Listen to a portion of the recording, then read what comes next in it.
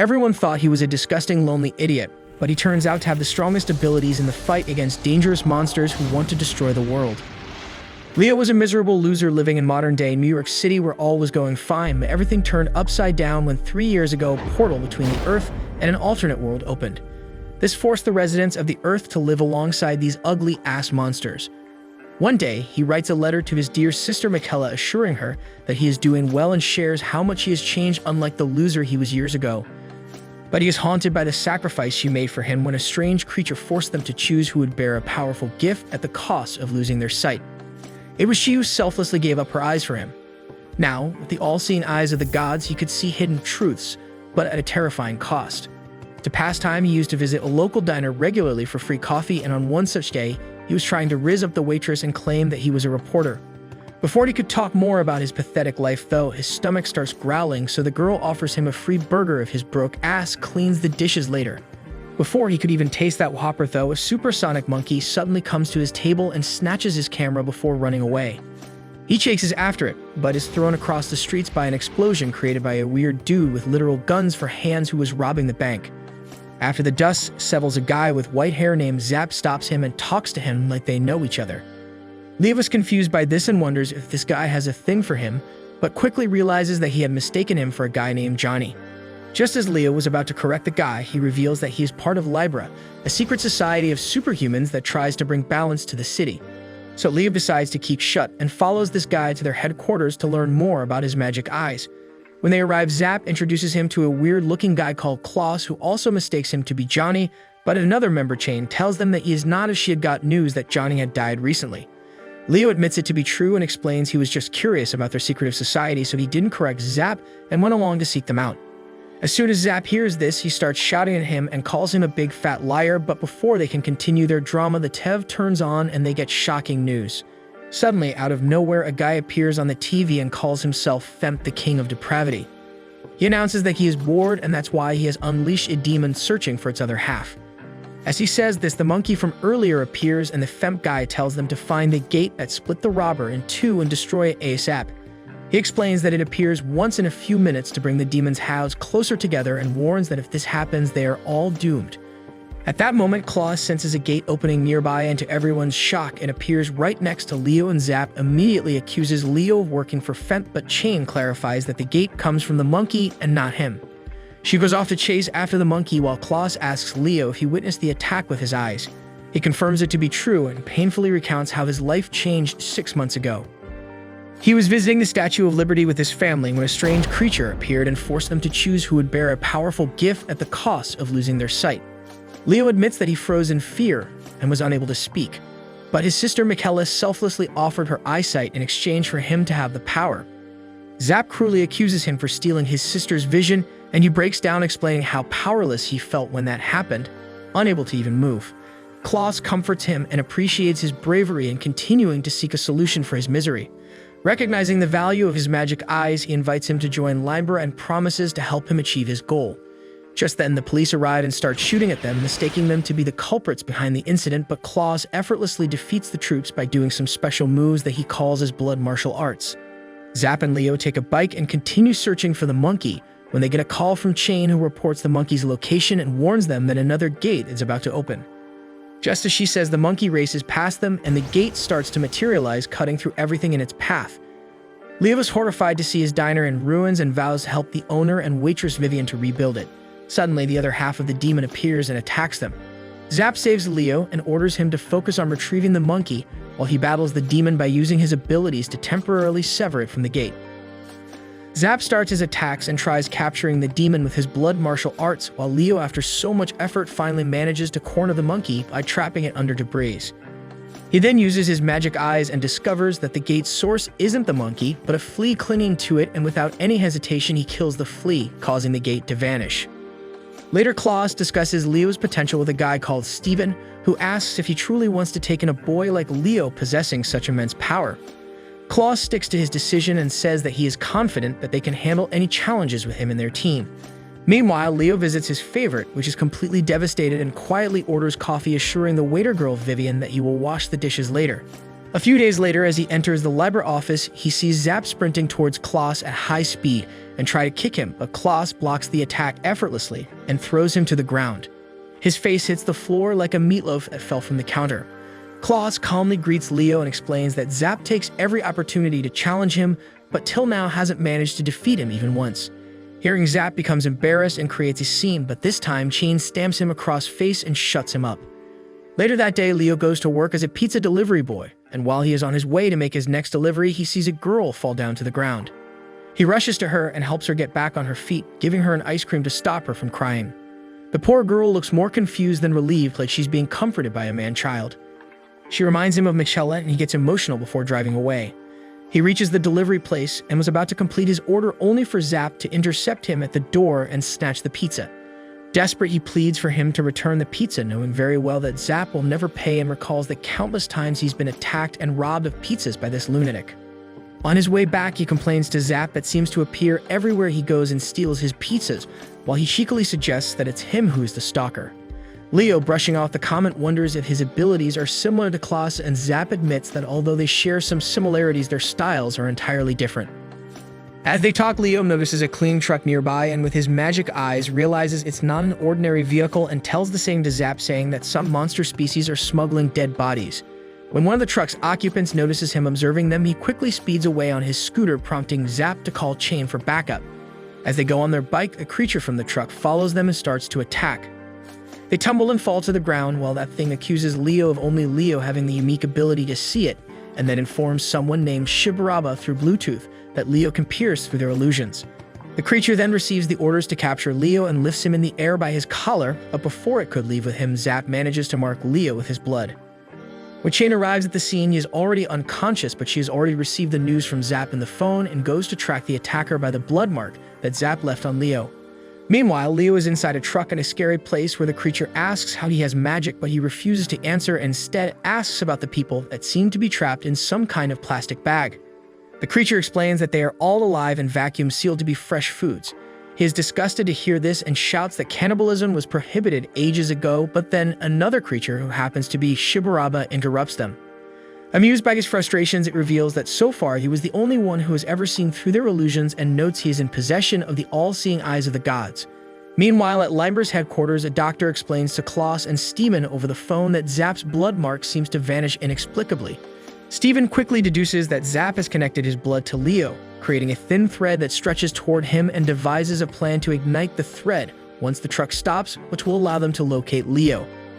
Inside the truck, Leo struggles under Shibaraba's grasp as it forces open his eyes to inspect, and declares that it is going to dissect his eyes from him very soon. After they leave, he desperately tries to find a way out, but has no luck.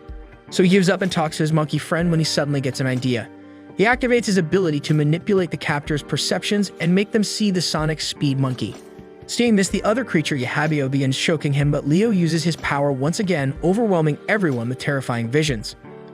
Unable to handle the illusions, the driver loses control and the truck overturns. At that moment, Zapp senses the disturbance and ignites his blood thread, guiding Chain to the truck with Klaus and Steven following closely behind. They quickly reach the wreckage, where Steven defeats one of the creatures with ease, while Klaus annihilates Yahabio and Shibaroba with his infamous blood martial arts, bringing an end to their gruesome scheme. Later in the hospital, Leo lies in bed covered in bandages, as Steven congratulates everyone, especially him, for saving 19 missing people and uncovering a previously unknown illusion technique. He then jokingly questions if Klaus assigns Zapp as Leo's bodyguard, to which Klaus admits that he tried only for Zapp to refuse. Laughing, he teases Klaus for his lack of understanding of people's hearts and minds. This makes Leo reflect on Zapp's constant presence, and he finally realizes the truth about him. He thanks him for everything he's done before quickly shifting to rage and cursing Zapp for all his attacks and the stolen pizzas. A few days later, Leo starts to recover and spends his time wandering the hospital grounds taking pictures, and once while exploring, he stumbles upon a cemetery, finding it unsettlingly morbid. Suddenly, a girl's laughter interrupts his thoughts, and she remarks that the cemetery's eerie nature is why no one visits it except her. She then surprises him by calling him by his name and introduces herself as White before casually revealing that she is a ghost. Leo takes a picture of her and jokingly comments that he can see her clearly, to which she laughs but once again insists that she is a ghost before playfully jumping at him. Startled, he jolts awake in his apartment only to find that half of his room and the building are missing, but replaced by a massive monster looming outside. His landlord arrives and excitedly informs him that he's being evicted, as the area has now become a high-end hotel and tourist attraction thanks to the monster's appearance. With no place to stay, he ends up going to Ledber's office to sleep. The next day, Steven notices his situation and casually asks Gilbert if they should increase his pay while acknowledging that Leo continues to juggle multiple jobs and is struggling to send money home. Honestly, it's impressive how Leo is surviving on nothing but sheer embarrassment and self-loathing. Gilbert agrees and reveals that he had already suggested the idea, but Leo simply refused him, insisting on receiving only his standard payment. Guess he's on the "I love being broke" plan. Zap interrupts them by casually sitting on Leo's head and complaining about his recent fight with an opponent who, despite appearing human, kept battling even after being decapitated. Steven speculates that this incident might involve a dangerous drug known as Angel Scale, which temporarily alters the body's physical state, and instructs Zap and Chain to investigate this matter. As they continue discussing, the sonic speed monkey stares curiously at Leo before darting its gaze downward, and Zap realizes in horror that he has stopped breathing and frantically shakes him to try and wake him up. He puts him to rest, and despite the team's best efforts, they are unable to uncover any leads on the drug Angel Scale, leaving the mystery unresolved for the time being. Meanwhile, Klaus meets with a girl named KK, and together they head to a grand mansion in his car. As they travel, they notice their strange surroundings, and she comments that there is no place this dangerous than where they are going next. When they arrive outside the mansion, he spots Korsakov Volchenko, a grandmaster of exceptional skill, and expresses concern for his safety, but the guy brushes off his warning and insists that he's fully aware of the risks.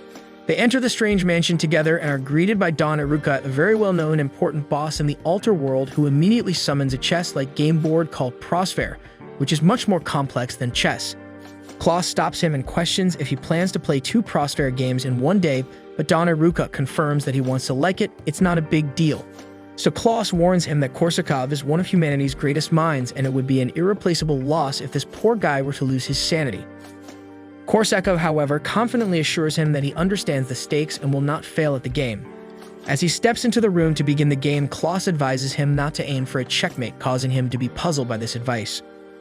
Before the match, he boldly requests that Don Aruka grant his country access to nuclear weapons, to which he agrees if Korsakov lasts 9 hours in the game. He, however, boldly declares that he can endure for 10 hours, causing KK to make fun of him.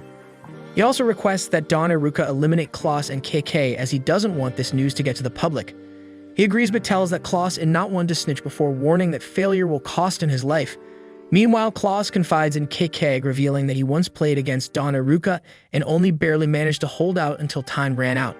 He tells her that the complexity of the game only continues to increase as the time runs, and that there is no way this guy, a human, is going to last that long. The game begins, and surprisingly, Korsakov is doing better than he thought, and when the game nears its conclusion, he falters with just 2 minutes remaining and collapses on the ground, knowing that he lost. Don Aruka prepares to claim his life, but Klaus intervenes and requests that the execution be postponed until after his own game. Don Aruka agrees and raises the stakes with a grueling 99-hour match, and he seizes this opportunity to request information on the sources and trafficking routes of Angel Scale as a reward if he wins. Hearing this, KK suddenly realizes in horror that Don Aruka had set up both games to exploit Klaus' desire to save Korsakov and prolong the match for his own gain. As the marathon game progresses, Don Aruka probes Klaus, questioning why he is risking his life for such critical information, and reveals that Korsakov had asked for his death. He remains unfazed by this and explains that humanity's inherent weaknesses often lead people to act without self-respect, but no amount of setbacks or betrayals will ever alter his principles or way of life. The game goes on, and despite the immense pressure, Klaus successfully manages to endure the 99-hour challenge and emerges victorious. True to his word, Don Aruka provides the information on Angel Scale and releases Korsakov. KK immediately relays the intelligence to Libera, which will enable them to organize raids that will successfully dismantle the drug's distribution network. In the days that follow, Leo spends time with White, showing her all the photos he's taken, and she listens with fascination, admitting that she hasn't left the hospital in 3 years, and the two share a quiet but meaningful connection amidst their unusual lives. The next day, while riding a train, Leo finds himself lost in thought, reflecting on the different kinds of people and monsters he encounters each day. He observes that some people seem to emit a radiant light, and their very presence lights up the world around them. A guy named Black interrupts him with a startling statistic about the city and explains that 50% of its inhabitants are monsters, while 20% are of unknown origin and 25% are humans. Intrigued and slightly confused after hearing this, he hesitantly asks about the remaining 5%, and Black cryptically responds that this group cannot be seen with regular eyes and is exceptionally dangerous, leaving him unsettled. Later, the members of Libra gather, host a lively and chaotic party, but Leo alone sits like a miserable loser and watches the others like he was hoping someone would bring a "feel sorry for me" cake. Some people gather around the big fat guy next to him called Patrick and start gossiping like old aunties. That guy continues to boast about himself and suddenly notes that everyone is talking to him except Leo, who sits there like a lost puppy.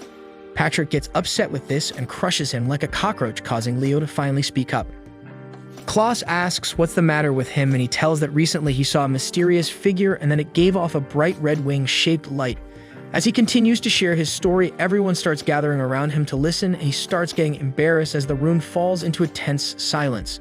The party's lively atmosphere vanishes in an instant as everyone urgently presses him for confirmation of what he saw, even producing a red object for comparison. His social skills were so on point that even the wall didn't want to talk to him. Zap bluntly informs him that what he witnessed was no ordinary being, and it could possibly be a vampire, causing Leo to nearly shit his pants. Klaus declares that a specialist must be contacted immediately to find out more about the mysterious vampire, which dampens the group's earlier excitement, and they start planning their fighting strategy if they encounter it. Steven, however, reassures them that the specialist will surely arrive soon and that they can relax. Curious, Leo turns to Zap and asks about this so-called specialist, and even he appears annoyed as he explains that the specialist is none other than Blitz T. Abrams, also known as the Lucky Abrams. He elaborates that Blitz is a renowned vampire expert and Klaus's former mentor, adding that his luck, or rather the chaos that follows him, is legendary. Leo soon experiences this firsthand when Blitz makes his dramatic entrance, causing immediate havoc. He then shouts at top of his lungs, calling for Zap, causing chaos in the streets once again. Zap and Leo hear him as they come out from the supermarket and stand there frozen. He then continues to insult and attack Zap, accidentally causing a nearby truck to crash. Shards of glass fly towards Zap and strike his forehead, while a metal piece strikes Leo on the head, causing him to collapse on the ground. Blitz then comes to them and tries having small talk, but it's useless. Later at the Libra office, Gilbert nonchalantly comments that they had already anticipated his arrival, and hearing this, Blitz is surprised as he hadn't informed anyone of his plans. Gilbert explains that the earlier chaos at the airport was a telltale sign of his charming and chaotic personality. Zap smirks and asks Leo if he now fully understands Blitz's nickname and why the team reacted weirdly upon hearing of his arrival, and Leo, rubbing his sore head, nods in acknowledgement. Blitz dramatically reveals a severed arm clutching a piece of paper and explains its connection to Elder 13, a group of immensely powerful and eternal beings. These beings possess extraordinary regenerative abilities and are virtually invulnerable. He then recounts a tragic encounter with them that led to a large number of casualties. Blitz speculates that the paper might contain their true names and asks Leo to read it using his special eyes. As Leo attempts to decipher the complex text, he is overwhelmed by visions of blazing flames and shimmering light, which temporarily freezes him. Determined to continue the investigation, Blitz, Klaus, Zap, and Leo head to the Eternal Nothingness, a foreboding and sinister location. They pause at the central station, which is situated above the gaping heart of Helselim's lot. Blitz instructs Leo to use his eyes cautiously, and then warns him to close his eyes at the first sign of danger, or ideally at the very last moment. When Leo gazes into the abyss, the strain causes his eyes to crack painfully, leaving him injured. Despite his suffering, he reveals to Blitz that he saw far more than just 13 entities lurking within the void. Meanwhile, Gilbert contacts Klaus to report that the FBI has sought Libra's assistance in combating Elder-class blood breeds, while KK and Steven rush to the station, confronting the vampire's ghoul creations in a fierce battle. With their skill and precision, they quickly dispatch the ghouls with ease. Shane records the entire fight and streams it to Klaus, who is racing back to join them. Watching footage of the ongoing struggle fills him with a deep rage, like someone who'd been forced to watch a rerun of a show they hated for the 12th time in a row. Although Steven assures him that victory will come with time, he wants to take immediate action. Timing his move perfectly with a passing train, he leaps from it and executes a powerful technique to defeat the vampire Tonio. He then confronts another vampire called Valsh, stunning her by calling her name before sealing her away. Meanwhile, Klaus and the rest watch the battle through the footage, and he tells Leo that with his sight, he should be able to see the vampire's weakness as well. After the battle, he goes and meets up with White and reflects on the unique nature of their survival, wondering what the future might hold for him and the others. However, as he observes the Libra members' auras burning with unyielding determination, he realizes that there is always hope even in the most desperate of circumstances. His mind then drifts back to his earlier conversation with Black, who had asked if he could see the remaining 5% of the population. Black's cryptic hint about a deeper truth and the suggestion that Leo might already know his own identity leaves him pondering its significance. Later, Leo visits White's hospital room only to find it empty. Concerned and alarmed, he searches for her but eventually finds her at a cemetery. He urges her to return to the hospital, explaining that everyone is worried about her, but she refuses, her resolve unshaken. At the same time, Black contacts Fempt and introduces his friend, the enigmatic and ominous King of Despair. The next morning, White is visibly upset as she is reading a book, leaving Leo confused and wondering if he is somehow at fault. He replays their previous interactions in his mind, trying to identify what he could have said or done wrong, and the more he talks, the more she seems to be in a bad mood. It's like trying to apologize for breathing when you've already screwed up too many times. Despite his efforts, he fails to pinpoint anything, leaving him increasingly anxious. Later, when he goes out with Zap, he continues to sulk, and Zap, noticing his troubled demeanor, tries to cheer him up by suggesting they grab something to eat. However, Leo insists that they cannot risk being late for their upcoming meeting with the rest of the team. When Zap doesn't seem to stop the bike, the two get into a minor argument, with Zap prioritizing food over punctuality and Leo determined to stay on schedule. Leo takes control of his eyes and tries to get him to turn towards the direction of their melting, causing Zap to be furious with him. Their heated debate is, however, abruptly interrupted when a massive monster-like machine barrels down the street, destroying a large truck nearby and setting its sights on them. The two barely manage to dodge the initial chaos, and as the machine closes in, they hastily scramble to escape. The machine then causes a nearby truck to explode, with debris flying everywhere and onlookers fleeing in panic. Leo clings to their scooter for his dear life as Zap struggles to navigate the chaotic streets. If Leo wasn't such a helpless mess, maybe they have better luck escaping this nightmare. Eventually, he loses his grip and falls off, and before getting caught on the side of the wrecked truck. To his horror, this immediately draws the attention of none other than Allegra, a powerful and eccentric antagonist who descends from her monstrous vehicle with a wicked smile. Meanwhile, Klaus and Blitz visit a guy with white hair called Dog Hummer, who greets them with a mix of surprise and warmth, noting it's been quite some time since their last encounter. The happy reunion is short-lived as Blitz quickly informs Dog of Allegra's return, and this revelation initially fails to stir any reaction from Dog, who appears to have no memory of her. However, this changes when Deldro, the other entity sharing Dog's body, emerges and demands more information. Blitz elaborates, explaining that Allegra likely intends to recapture them and has already set her plans into motion. Back on the street, Allegra gleefully captures Leo, hugging him tightly while he flails like a distressed noodle. She then begins to enthusiastically describe her twisted vision of the perfect partner, recounting how she merged Deldro with Dog to create her ideal boyfriend. She explains with unsettling glee how dissatisfied she had been with Deldro's appearance and how she had painstakingly worked to transform him into something more appealing. The girl's got commitment issues if she's out here changing people's faces like a bad plastic surgeon. Leo, utterly terrified, nervously speculates whether she intends to use him as a hostage or exploit his unique powers. However, Allegra quickly dismisses his assumptions, declaring that she doesn't need leverage because she will reclaim Dog and Deldro through her own strength.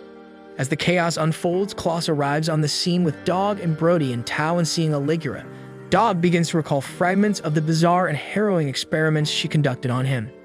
His anger boils over and he leaps at her monstrous truck, summoning Brody to envelop him in a protective shield. Fueled by rage, he attempts to punch the vehicle only to find it far too durable, and that his efforts are completely useless. Look at this idiot, punching a truck like it's gonna feel bad. Despite managing to momentarily halt his progress, Dog is thrown backward with enough force to make a superhero wince. Amused by the spectacle, Allegra turns her attention back to Leo, bombarding him with invasive questions about his love life because her own life is in the drains now. She asks if he has a girlfriend or even a crush, and when his answers are hesitant or awkward, she deems him utterly dull and uninteresting. Her truck suddenly roars back to life, and she resumes her pursuit of Dog and Deldro with renewed determination to get back her dark romance. Amid the chaos, Sonic manages to sneak a communication device to Leo, allowing Steven to relay a coordinated plan to him. Overcoming his initial panic, Leo listens carefully to Steven's instructions that he must take control of the truck and guide it toward their designated location. Summoning every ounce of courage, he successfully maneuvers the massive vehicle, weaving through obstacles with surprising skill. As he nears the rendezvous point, KK eliminates the monstrous creations guarding the truck, while Steven uses his ice-based abilities to freeze the tires, preventing it from gaining further momentum. The vehicle grinds to a halt, creating an opening for Klaus to act. With impeccable timing, he seizes the opportunity to launch the truck into the air. Dog and Deldro, recognizing the chance for a decisive strike, prepare for one final attack. Dog quickly assesses their combined strength and realizes it won't be enough to completely destroy the truck, and urges Deldro to concentrate all of his power into a single massive punch, and then he braces for the impact. Deldreau, initially hesitant and worried about the potential risk to Dodd, ultimately complies. The two unleash an extraordinary attack, obliterating the monstrous vehicle in a spectacular explosion. The sky is filled with fragments of the destroyed truck, raining debris over the area and causing widespread damage. As the wreckage falls, Leo is caught in the aftermath, plummeting toward the ground, and just as it seems that he might crash, Chang swoops in and catches him midair, deftly landing the two of them in a makeshift net crafted from Zapp's blood.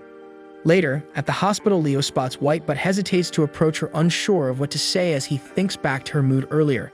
Like the miserable loser he is, he hides behind a corner and watches her quietly for a moment before deciding to head home. On the way out, Sonic refuses to follow him, which further adds to his irritation. After what seems like eternity, he finally musters the courage to invite White to watch a movie with him. To his relief, she agrees, and they sneak out together to see a comedy film. And although the movie caused everyone in the audience to laugh out loud, the dumb bitch starts crying for no reason. Concerned, Leo apologizes and explains that the film had also made him feel like crying because it reminded him of his family. He confesses his guilt over constantly troubling his sister and calls himself pathetic for letting her do such a sacrifice for him. Moved by his vulnerability and feeling pity, she assures him that he's a good person.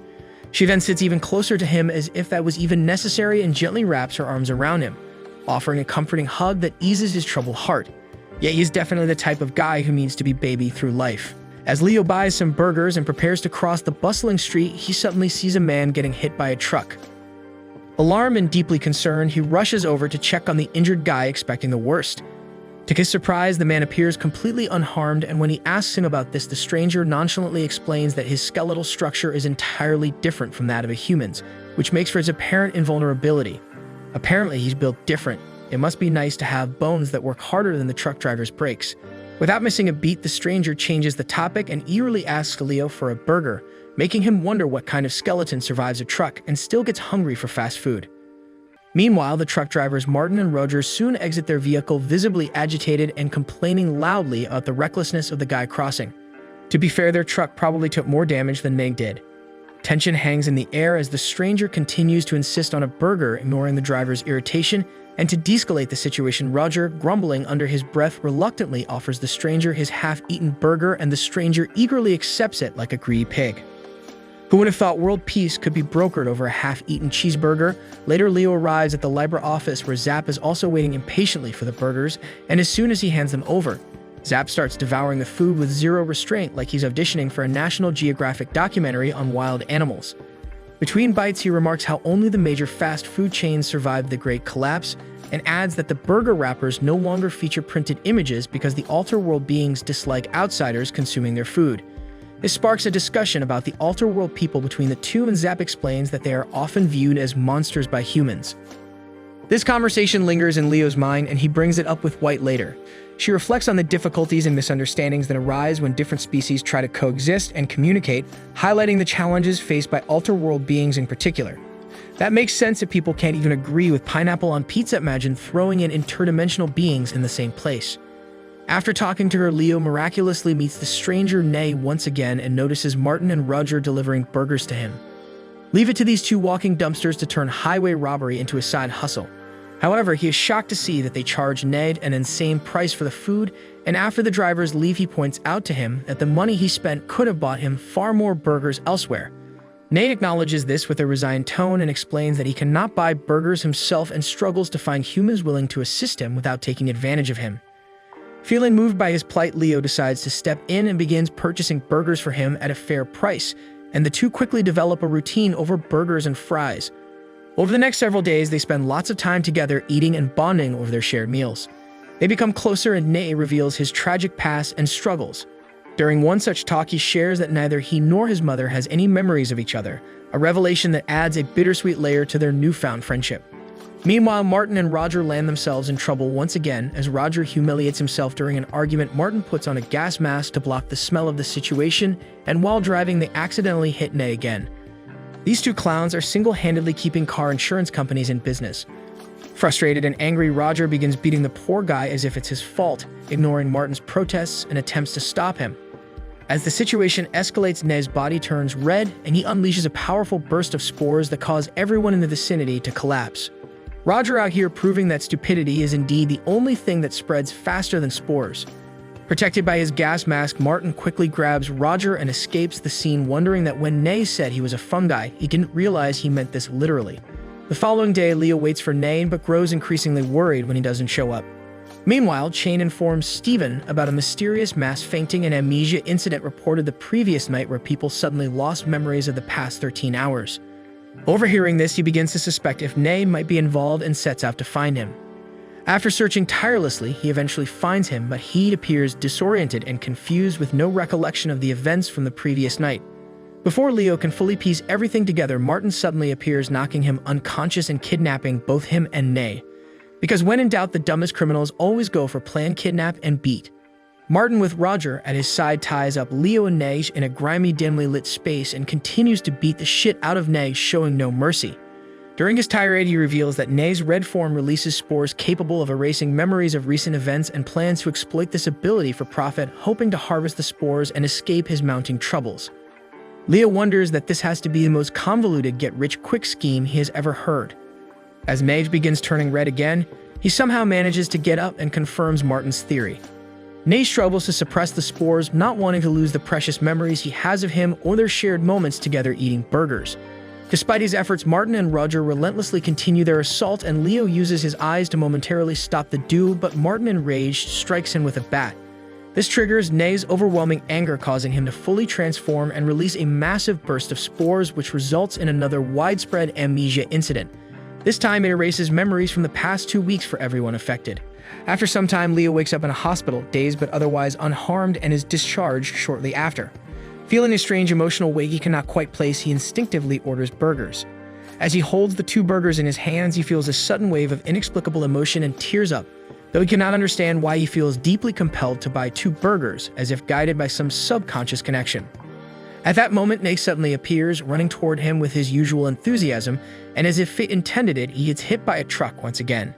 His relationship with trucks is starting to look like a very toxic on-again, off-again romance. Remarkably unscathed, he brushes it off casually and immediately asks Leo for one of the burgers.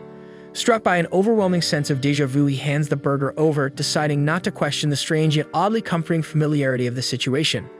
Later, he visits White and notices a boy he vaguely remembers seeing on the subway, and she introduces him as her older brother while he introduces himself as Black. Leo, intrigued by their dynamic, finds himself increasingly curious about their connection and what secrets their shared past might hold. Leo and Black meet for lunch, where Leo cautiously broaches the topic of White's illness, wanting to learn more about her condition. After some hesitation, Black explains that she has a weak heart, and his face immediately pales as he recalls taking her out to a movie earlier, complete with jump scares and loud explosions. The conversation takes a sudden turn when Vivian, passing by their table, accidentally spills some coffee. Instead of splashing onto Leo as one would expect, the liquid mysteriously hovers in midair for a brief moment before eventually soaking him anyway. Startled, he looks at Black, who apologizes, revealing that he has psi powers, and explains that he tried to stop the coffee from spilling on him but couldn't hold it back long enough. Despite the mishap, he is left in awe of Black's abilities. Later at Limber, Leo notices an unusual silence in the office, and more suspiciously, Zap is missing. Normally, he would be somewhere trying to goad Klaus into arm wrestling or philosophizing over the perfect burger, but not today. Just as Leo begins to wonder what could have kept him away, his phone rings. On the other end of the line, Zap urgently pleads for Klaus's help, explaining in dramatic terms that he has been taken hostage and is facing certain death if Klaus doesn't intervene. Before abruptly hanging up, he cryptically mentions that some of the most dangerous individuals have been invited to the location where he is being held. When Klaus and Leo arrive at the destination, they are led to an underground arena filled with a roaring crowd. Klaus confronts a guy named Oz, demanding to know if his debt is settled. Oz responds with a mysterious smile, saying it depends entirely on the night's outcome. Before Klaus can press further, he is grabbed by the crowd and shoved into the ring. The announcer's voice booms over the arena, laying out the rules of the event. No weapons are allowed, all fights are one-on-one, and success in the arena will earn Klaus the chance to see Zap. Klaus's first opponent is announced as Gregor, a formidable fighter, but before the match can begin, Gregor is blindsided by Jugglernos, a fierce fighter with a peculiar fondness for knocking out opponents before the bell rings. Juggler then steps into the ring to fight Klaus instead. Zap, watching from a distance, demands medical attention for Gregor, but Oz calmly assures him that Juggler is a professional who knows his limits and won't kill Klaus. Zap, unconvinced, retorts that while he might show restraint, Klaus might not. True to his reputation, he easily dispatches Juggler, barely breaking a sweat. The crowd erupts into wild cheers when his victory is announced, but Oz informs him that the night is far from over and that he must continue fighting. Meanwhile, Leo sneaks around the arena looking for any sign of Zap, and during his search, he stumbles upon Gregor, who regains consciousness and, mistaking him for a friend of Zap's, begins ranting about the intricacies of bare-knuckle fighting. This quickly makes Leo realize that the entire situation is a setup orchestrated by Zap, who probably owes more people money than there are fries in a fast food place. Leave it to him to turn an underground fight club into a personal debt collection agency. Gregor reassures him that the arena crowd isn't bloodthirsty but merely passionate about the art of bare-knuckle fighting. Back in the ring, Klaus continues to plow through the opponents one after another with ease like a bulldozer. As the match progresses, Zap grows increasingly restless, wondering aloud if Oz is satisfied with the spectacle so far, but instead of answering, he unexpectedly jumps into the ring himself, issuing a direct challenge to Klaus. The announcer declares that if the arena's owner steps into the ring, the stakes are raised. The ownership of the arena itself is now on the line. Klaus and Oz begin an intense battle, with the latter quickly realizing that Klaus's strength is overwhelming. As Klaus shifts forms, he lands a devastating punch that causes Oz's head to explode, revealing that he is merely a puppet for Bloodbreed. The Bloodbreed gloats about using Oz for entertainment and that it wasn't controlling him. After hurling Klaus into the fence with tremendous force, the Bloodbreed vanishes as abruptly as it appeared, leaving the crowd stunned. Zap later thanks Klaus for saving him, spinning an exaggerated tale about how the bad guys flood in terror after witnessing Klaus's fighting prowess. Leo, annoyed by his blatant lies, threatens to expose the truth. However, he takes advantage of Klaus' exhaustion and launches his own attack, hoping to finally best him. As expected, Klaus counters with ease and defeats him yet again, much to Leo's exasperation.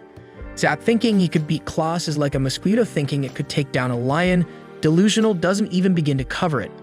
Later, Leo offers Black a ride home, and the two talk about Halloween, and Black shares an anecdote mentioning that from where he comes there are no candies or festive celebrations. Instead, people believe it is a time when spirits and the dead emerge.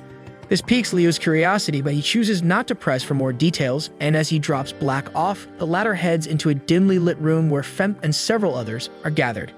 With a mischievous grin, he announces that it's his turn, only to be met with a chorus of boos from the group in unison, signaling the start of another mysterious event. Leo and Black sit together watching a detailed and insightful video presentation that delves into the events of the Great Collapse. The video offers an in-depth account of how the catastrophe unleashed unimaginable destruction across both worlds and highlights the remarkable collaboration of skilled casters from both dimensions who came together to prevent further devastation. As the video progresses, its somber tone emphasizes the gravity of the situation and the immense challenges faced by those involved in averting even greater disasters. Meanwhile, Zap spends his time indulging in his usual self-indulgent activities, which include gambling, excessively feasting on junk food, and relentlessly chasing after women with an almost comical determination. If only there was an audition for the role of world's corniest loser, he would nail it. He becomes particularly infatuated with a stunningly beautiful woman working at a fast food restaurant. Mesmerized by her charm and beauty, he begins frequenting the shop on a daily basis, shamelessly pestering her by repeatedly asking for her phone number, but she turns him down without a thought. If being a human dumpster fire was an Olympic sport, he would take home gold every time. Over time, his constant visits to the restaurant combined with his overindulgence in greasy fast food result in a noticeable bulge forming around his stomach, and everyone who knows him secretly makes fun of this, but he remains largely oblivious. Looks like he is auditioning for another role that is before in a weight loss ad. The woman, growing increasingly frustrated and fed up with his shameless behavior, decides to seek advice from Chain, revealing that an overly persistent man has been harassing her and making her work life miserable. To his utter shock and embarrassment, the woman eventually exposes his actions in front of Chain, leading to a heated and intense argument between him and Chain. More than an argument, it was like watching a chihuahua bark at a Doberman knowing full well it's about to get crushed. Their spat, however, is abruptly interrupted when Steven receives an urgent call regarding a significant and rapidly escalating crisis. A blood gate has opened in India, allowing half of a blood breed to cross into Helselin's lot. Recognizing the urgency and potential danger of the situation, the team wastes no time and immediately mobilizes, setting out to address the threat. Upon arriving at the scene, they find the blood breed engaged in a fierce and violent battle with an unknown man. Kike and Steven, utilizing their extensive knowledge and expertise, quickly identify the blood breed and launch an aggressive attack against it. Zap, however, is left paralyzed with fear when the stranger suddenly calls him master. He couldn't even master basic hygiene, let alone this. The blood breed, displaying remarkable resilience, manages to escape the combined assault of KK and Steven and begins regenerating its damaged form.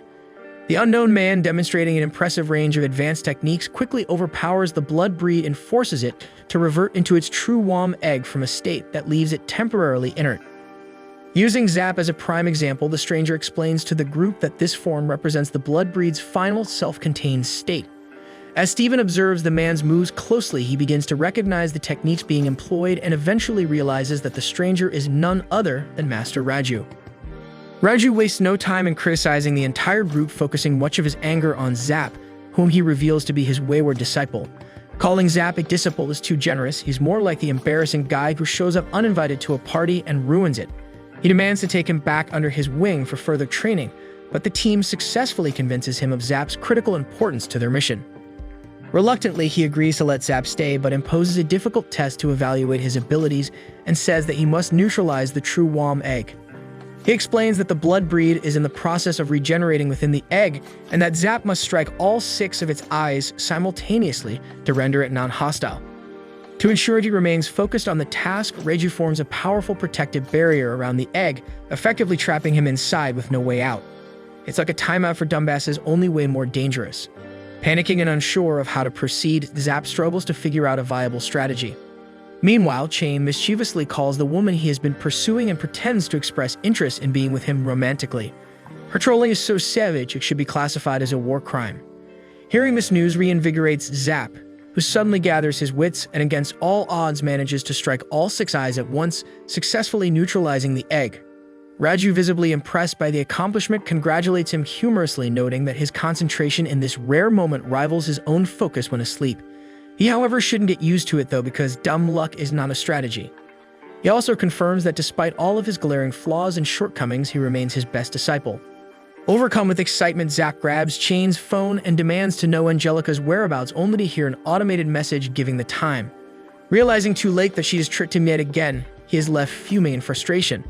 It's official that Zap's love life is a sitcom, but not one anyone would actually watch. Elsewhere, Black engages White in a private and emotional conversation, asking about her interactions with Leo. White recounts how she first met Leo at the hospital, but Black presses her for further details and confesses that something about the encounter feels off to him. He reveals that Leo claims to have met him in a subway, but he has no recollection of such an event, leaving him increasingly suspicious that Leo might be mistaken or hiding something. White, in an effort to reassure him, brushes off his concerns as unimportant. Sure, because brushing things under the rug always works out so well. Later, Leo attempts to use his all-seeing eyes on the blood breed, but fails to uncover its true name, leaving the team unable to seal it. Raju, noticing the struggle, tries to offer insight, but his cryptic words are largely incomprehensible to everyone present.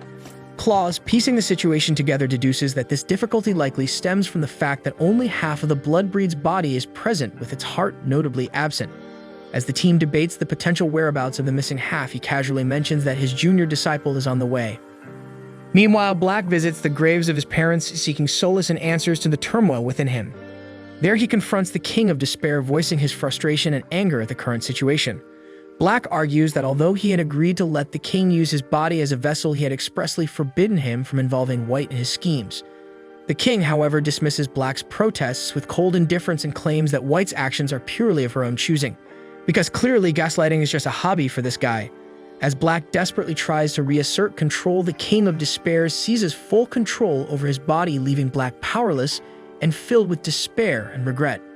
Raju reveals to the group that his new disciple is none other than the rightful heir of the Shinto branch of the prestigious Big Dipper-style blood technique.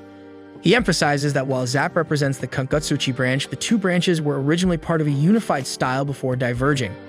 He complains about the necessity of this separation, attributing it to what he perceives as Zap's inadequacy and lack of dedication to the craft. He declares that if Zap had been stronger and more disciplined, there would have been no need to separate the two branches in the first place. Yet, if he had spent less time chasing skirts and more time on his damn footwork, then things would have turned out for the better. Zap, clearly angered by the criticism, retorts by arguing that the sheer complexity of mastering both branches at once is beyond what any human could reasonably achieve. Their exchange quickly grows heated as they lock horns over their differing perspectives on the issue, drawing the attention of the rest of the team.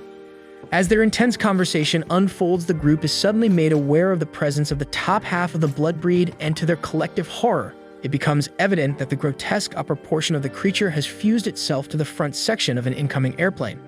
The disturbing sight leaves the team alarmed and confused, struggling to comprehend the implications of the blood breed's current state. Adding to the confusion is the revelation that the aircraft is being piloted by none other than Raju's newly introduced disciple. Apparently, his recruiting standards are so low they make Zap's dating pool look classy. The eerie spectacle of the plane's approach toward Helseland's lot sets the team on edge, with everyone bracing for what seems like an inevitable catastrophe. As the plane nears the city, a monstrous creature suddenly bursts forth, violently attacking the aircraft and reducing it to a wreckage mid-flight. The resulting debris hurtles toward the ground in a fiery cascade of destruction. Just as the situation appears, Sirius Dog Hummer and Deldra Brody arrive in dramatic fashion, intercepting the falling wreckage with brute force. Using their combined strength, they seize the plane's front section and slam it into a nearby building, stabilizing the situation amidst the chaos. Slam being the operative word here, because elegance clearly wasn't part of their training manual. The scene is one of barely contained destruction, leaving the group in awe of the raw power displayed by Dog and Deldro. Recognizing the urgency of the situation, Klaus, Zap, and Leo immediately spring into action, rushing to confront the blood breed before it can cause further devastation.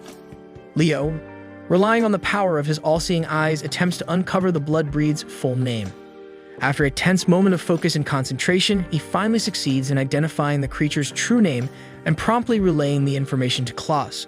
Meanwhile, Dog and Deldro, exhibiting their usual unorthodox methods, grab Leo and leap off the building with him in tow. As they descend rapidly, Leo becomes aware of a strange and radiant light emanating from below. The light grows more intense and explodes suddenly, leaving Leo disoriented and deeply unsettled by the mysterious phenomenon. As if being manhandled by two human wrecking balls wasn't unsettling enough, now there were surprise light shows too. While the team regroups, Zap takes it upon himself to assist Raju's new disciple, and to his surprise, the latter emerges from the wreckage of the plane completely unscathed. The new disciple introduces himself as Zed, and his appearance leaves Zap momentarily speechless. The revelation that Zed is a half-human, half-fish hybrid sends him into fits of uncontrollable laughter, finding the entire situation utterly absurd. Zed, however, is far from amused and views his reaction as an insult to his dignity. Despite this rocky introduction, it becomes evident that Zap and Zed share a significant connection, and both are disciples of Raju. A connection Zed clearly regrets with every fiber of his fishy being. As the group prepares to face the next phase of the battle, the blood breed successfully reunites with its missing half, transforming into a fully formed and even more dangerous entity. Because clearly it wasn't horrifying enough as a half-finished nightmare. The heightened threat level forces the team to act quickly, knowing that any delay could spell disaster for Helseland's lot. Observing the unfolding battle, Raju remains on the sidelines, his silence leaving Zap and Zed with the understanding that the responsibility to act lies squarely on their shoulders. His silence could have been mistaken for deep wisdom, but in reality it was probably him wondering why his disciples were so catastrophically bad at life. Drawing on their training and the unique techniques of their respective branches, the two disciples launch a synchronized attack on the blood breed. Their synchronized attack was about as synchronized as two drunk uncles dancing at a wedding, but it somehow worked. Their combined efforts create a crucial opening, allowing Klaus to step in and seal the creature with a decisive strike. With the immediate danger neutralized, the team breathes a collective sigh of relief and finds themselves grateful for their hard-earned victory. Afterward, Raju addresses Zap and Zed, commending them for their efforts while simultaneously critiquing their overall skill levels. He bluntly states that their abilities to combat blood breeds remain far from sufficient, but tempers his harsh assessment with a note of confidence in their potential growth. Without much ceremony, he announces his decision to leave Zed in the group's care and declares that the experience will serve as valuable training for him. Before anyone can respond, he departs abruptly, leaving Zed momentarily stunned by the sudden turn of events. Overwhelmed by exhaustion from the intense battle and the whirlwind of emotions, he collapses, falling unconscious where he stands. Elsewhere, the King of Despair meets with Femp and Aligura to discuss the next phase of his cryptic and unsettling plans. Their conversation takes an intriguing turn when Aligura produces a mysterious artifact, presenting it to the king. Though the device's purpose remains unclear, it visibly excites the king, hinting at its significance to his broader schemes. As this ominous meeting progresses, White's condition continues to worsen and her fragile state becoming more pronounced with each passing moment. In her weakened state, she recalls the haunting moment when the King of Despair first took possession of her brother Black's body, marking the beginning of their shared torment. She awakens abruptly, only to find the King of Despair standing ominously before her in her room. With an unsettling calm, he hands her the mysterious device, instructing her to use it to take Leo's eyes. In exchange, he promises to fulfill her deepest desire, the return of her beloved brother. Torn by the enormity of the king's demand, she is overwhelmed by a flood of memories. She recalls cherished moments with her father, her brother, and their shared decision to adopt the names Black and White as a symbol of their bond. These memories, steeped in love and loss, deepen her inner conflict as she grapples with the impossible choice before her. Imagine being so unlucky that your choices boil down to eyeball theft or eternal despair. Bound by her loyalty to her brother, yet repelled by the sinister implications of the king's request, she faces an agonizing decision, one that has the power to alter everything forever. Leo, Zap, and Zed are at Vivian's diner preparing to enjoy some burgers when a massive object suddenly crashes into the building. Zed quickly reacts by pulling Leo and Vivian out of harm's way just in time, while Zap intervenes to stop the falling piece of debris from crushing Zed. It was a rare moment of heroism for him, who typically wouldn't save anyone unless there was a paycheck or a chance to brag about it. Exhausted but unharmed, he scolds Zed for causing trouble, only for Zed to unexpectedly thank him for saving his life. The gratitude hit him harder than the falling debris, mainly because he wasn't used to receiving anything besides middle fingers. Intrigued by the commotion outside, he then steps out to investigate and is met with the sight of Klaus locked in a fierce battle against a swarm of enemies. Realizing the gravity of the situation, he quickly calls for Zed and Leo to assist. Earlier that day, Leo had invited Zap and Zed to grab some food. Initially, he refuses to include Zed, claiming that their food would end up smelling fishy due to his presence, but undeterred by Zap's stubbornness, Leo suggests heading out with just Zed instead. Zap, of course, couldn't stand the idea of being left out. His FOMO was practically a personality trait, so he grudgingly agrees to join them even if Zed is there. Taking the lead, he drags the group to a sushi restaurant, seemingly to make a point, and when Zed shows no hesitation about eating there, he sarcastically remarks that eating fish is akin to cannibalism for someone like him. It was rich coming from Zap, whose diet consists of takeout and whatever's left in the fridge after a week of neglect. Remaining calm, Zed counters by explaining that fish in the sea eat other fish, and his culture finds no offense in the practice. Frustrated by Zed's unshaken composure, he takes them to increasingly bizarre restaurants, including one run by a Beyondian chef who prepares meals by regurgitating them. While Zed remains unfazed, Leo vehemently protests, begging him not to eat there. After several more odd dining stops, Leo finally loses his patience, demanding to know why they can't just eat somewhere normal. Annoyed by Leo's outburst, Zap accuses him of ruining the experience for Zed, prompting Zed to sarcastically comment that Zap is no longer trying to hide his disdain for him. Meanwhile, a guy named Daniel Law briefs Klaus and Steven about the 1,000 Regioka brothers, a newly emergent mafia family equipped with 1,000 Chinese-made powered suits. Daniel requests Labor's help in dealing with a new threat, and Steven, always the cautious one, warns of the potential risks involved, noting that their intervention could lead to unwanted consequences and draw attention from opportunistic troublemakers. Recognizing his attempt to stir him into action, Klaus, already visibly fired up, confidently agrees to take on the case. Later, Blitz contacts Klaus and Steven to arrange a meeting with the League of High-Order Spirituals, the organization responsible for creating the barrier that prevents the Great Collapse. At the meeting, they are introduced to Angelica, who informs them that Elder, a key member of the League, is running late. When Elder finally arrives, he apologizes for the delay and begins the discussion. During the meeting, Steven receives another call from Daniel, who provides additional intelligence about the powered suits. Meanwhile, Leo and the group, with their growing hunger, visit a fancy restaurant, and just as they are about to eat, the owner's drunken lover storms in, publicly accusing him of infidelity. The heated confrontation escalates into a full-blown fight, with blood from the fight splattering onto their food. Disgusted and still starving, they leave and attempt to find another restaurant, only to face repeated disappointment. Finally reaching his limit, Leo snaps, demanding a proper meal, which leads Zap to realize that they should have gone to Vivian's diner in the first place. Driving Leo along, they arrive at the diner and place an order, only for the building to be destroyed moments later by an attack from the 1,000 Regioka brothers. Forced into an intense battle, the group fights valiantly, and once the dust settles, they return to the original sushi restaurant. In an unexpected twist, Zap eats tuna, then falls ill, and ends up spending the rest of the day in the hospital. For a man who talks so much trash about fish, karma finally caught up with him. During this time, Elder briefs Blitz about the destruction of one of the barriers during Libra's earlier battle with a bloodbreed. He clarifies that the destruction wasn't physical and assures him that he does not hold Libra responsible. Elder further reveals that after the barrier was first raised 3 years ago, the whereabouts of one of the casters involved were lost. Additionally, the caster couple who helped maintain the barrier died, though their children survived. He then goes on to explain that one of these children has now joined the League. Elsewhere, the King of Despair encounters a wounded woman desperately fleeing her pursuers, and she pleads with him for help, claiming that her attackers intend to kill her. Intrigued by her plight, the King of Despair confronts the chasers in a dark alleyway.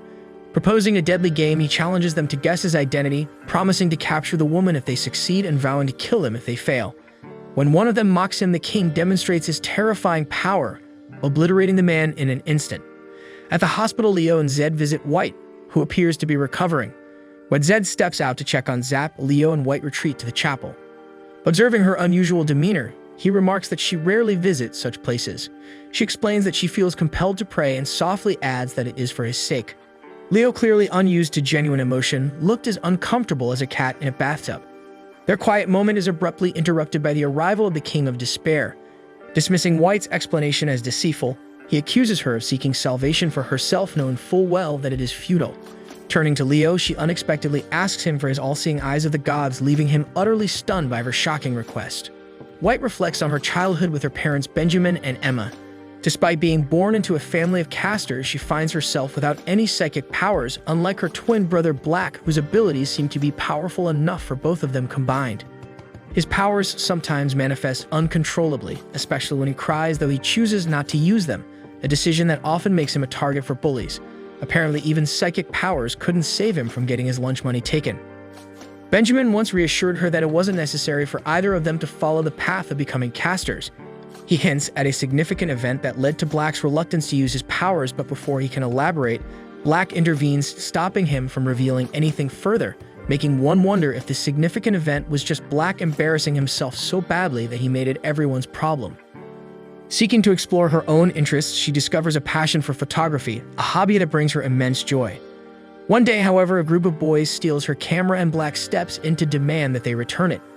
When the boys spitefully throw the camera off a bridge, he doesn't hesitate and dives into the river to retrieve it, nearly drowning in the process. Nothing screams heroic sacrifice, like almost dying for a camera worth less than a pen. As he recovers in the hospital, White tells him she doesn't care about the camera and pleads with him to use his powers if it means staying alive and safe. He of course didn't listen because self-preservation wasn't exactly his strong suit. Later, he recalls an incident from their childhood in which she made a flawless mud ball that left him overcome with jealousy. In a moment of frustration, he destroyed it using his powers. Destroying the mud ball because of jealousy was peak main character syndrome, and even she probably thought he was being a dramatic little brat. To his surprise, instead of reacting angrily, she quietly began making a new one. Feeling left behind and inadequate, he resolved to grow stronger without relying on his abilities. White remembers their father considering the incident significant because it left him deeply emotional. Now both siblings laugh when reminiscing about it. Black then compliments her photography skills, sharing with her that he once tried to take a picture of her while she was sleeping and shows her the photo. Though the result was blurry, seeing the photo, she is moved to tears and hugs him, thanking him for his thoughtfulness. Because nothing says I care about you that a blurry stalker photo. Encouraged by her unwavering support, he decides to embrace his abilities and begin practicing as a caster. Back in the chapel, White apologizes to Leo as the King of Despair uses Black's psychic powers to immobilize him. She then confesses that she needs to save Black, who has been overtaken by the King of Despair, and that Leo's unique powers are crucial to this effort. Placing a strange device over his eyes, she watches with a heavy heart as he collapses to the ground. For someone with all-seeing powers, he sure didn't see any of this coming. The King of Despair transports Leo to an entirely different location, where he employs a magic circle to harness his all-seeing eyes of the gods. He then reveals a devastating truth that White is not human and remains alive only because her parents replaced her heart with a barrier. Later back in the chapel, the King of Despair coldly shoots White in the chest, targeting the barrier that sustains her life. After some time, Femp comes there and slaps Leo to confirm if he is still alive, but Leo calmly responds, stating that he is effectively dead. Honestly, being slapped by him was probably the highlight of his day, considering the rest of it was pure trash fire. Meanwhile, Zap and Zed search frantically for Leo, growing increasingly desperate with each passing moment. Steven provides an update to Klaus, informing him that the League is waiting for the casters to arrive so that they can begin repairing the barrier. He also notes that they have received a formal request to locate the missing final one. Elder informs Libra that the barrier is not completely destroyed and that the final one resides within Mary Macbeth, leaving the group with little time to act.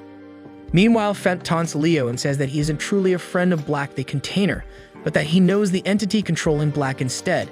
Spotting the spark of curiosity in Leo's eyes, he proposes a coin toss game. The rules are simple. If Leo wins, Femp will answer his questions, but if he loses, he must agree to stay. Honestly, proposing a coin toss to a guy barely holding it together was peak Femp. chaotic and annoying as hell. However, he quickly grows irritated when Leo appears indifferent to the game and instead begins beating him. It seemed he had skipped the polite decline stage and gone straight to rage quit. Even as the beating continues, he refuses to play, leading Femp to abandon him in frustration, because nothing bruises a narcissist's ego quite like being ignored. Femp then heads to the chapel where the King of Despair awaits him. In the chapel, the King of Despair reminisces about witnessing the Great Collapse from the same spot 3 years earlier, and Femp, unfazed by these remarks that he has been a bystander to such events since the days of ancient Rome. Apparently, being a bystander to world-ending chaos was just another Tuesday for Femp.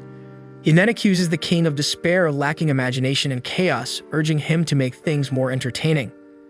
Lebra finally locates Leo's position, prompting Zap and Zed to rush to retrieve him as quickly as possible.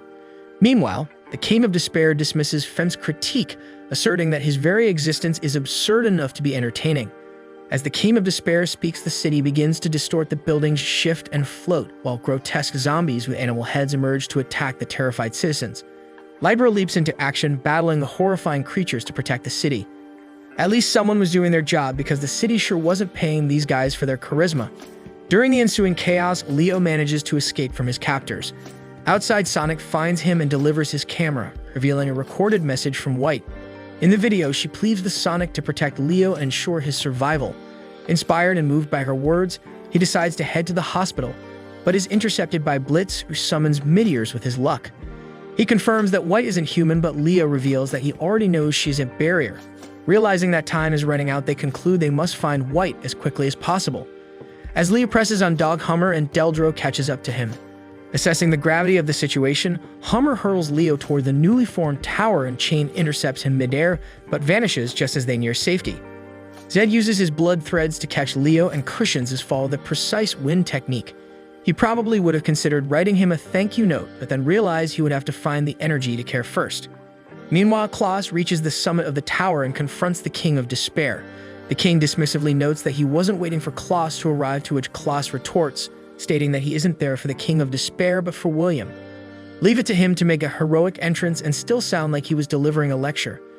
Before Klaus can act, the King of Despair, using black psychic powers, injures himself and declares the confrontation a game, daring Klaus to protect him from self-harm. It was like he was auditioning for the role of most annoying villain, and he was nailing it. Leo is assisted by Steven and continues to push through the chaos as they eliminate the zombies blocking his path. One of Leo's eyes begins to crack, causing him to panic as he questions whether he can continue with just one functioning eye. Because apparently surviving an apocalyptic scenario wasn't stressful enough without losing half your vision. Zap arrives in time and slays the surrounding zombies, but accidentally burns Leo in the process, earning him a frustration. Classic Zap, saving the day and ruining it in the same move. Despite the mishap, he encourages Leo, telling him that as long as he has the will to keep going, he can make it. Gilbert soon arrives with a car, and Leo presses forward toward the tower's peak. At the summit, Klaus battles the King of Despair, but the latter quickly gains the upper hand in their confrontation. The King of Despair reveals that he didn't choose William as his host, but rather accepted him, noting the same determination in William's eyes as he sees in Klaus, because nothing screams dramatic villain like psychoanalyzing your opponent mid-fight. Confident that even in death his next self would revive, the King of Despair toys with Klaus, testing his resolve. Luckily, Leo finally arrives, declaring that such logic isn't a valid reason for someone to die. When the King of Despair mocks him, suggesting Leo might kill him with his all-seeing eyes, he admits that he doesn't know what the right choice is, but resolves to keep searching for an answer. Using his powers, he peers inside and sees Black trapped within, who confesses his fear of dying. Leo shouts to White, urging her to resist the pull of the light and never give up. Moments later, she opens her eyes and sees both Black and Leo before her. Leo reassures her, acknowledging her true nature as a barrier and recognizing Black's deep desire to live. He promises her that if she's afraid of the light, he will guide her back as many times as she needs. His guiding light speech was impressive, given that he was literally falling apart. With unwavering determination, he then headbutts the King of Despair, activating his eyes to share his vision. Overwhelmed by the sight of White, the King of Despair falters, and moments later, Black regains consciousness. Black in tears admits he fears a world without White, but she gently reminds him that the world will continue even in her absence and urges him to live on. Black overcomes with emotion, hugs her tightly, and uses the last of his strength to stabilize her, while simultaneously creating a new barrier, and in doing so, White vanishes. Later, Klaus congratulates Leo, expressing his pride and acknowledging that Leo's actions ultimately saved them all.